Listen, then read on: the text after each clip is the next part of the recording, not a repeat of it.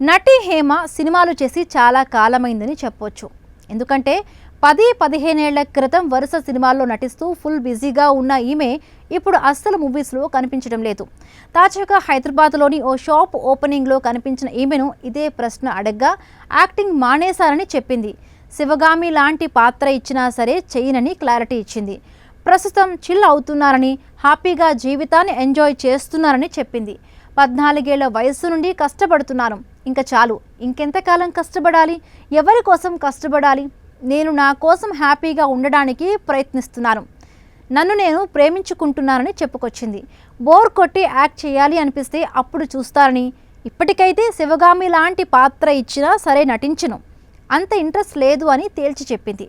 1993లో TV నటిగా career ప్రారంభించిన హేమ ఇప్పటి వరకు 350 నుండి 400 సినిమాల వరకు చేసుకుంటూ వచ్చింది. ఇందులో తెలుగుతో పాటు తమిళ, హిందీ చిత్రాలు కూడా ఉన్నాయి. కొన్నాళ్ల వరకు కెరీర్ బాగానే ఉండేది. కానీ గత 4-5 ఏళ్లుగా హేమ బయట కనిపించడం లేదు. బిగ్ బాస్ 3వ సీజన్లో పాల్గొనింది, కానీ తొలి వారమే ఎలిమినేట్ అయి బయటకు వచ్చేసింది. కొన్నాళ్ల క్రితం బెంగళూరులోని డ్రగ్స్ రేవ్ పార్టీలో దొరకడంతో వార్తల్లో నిలిచింది.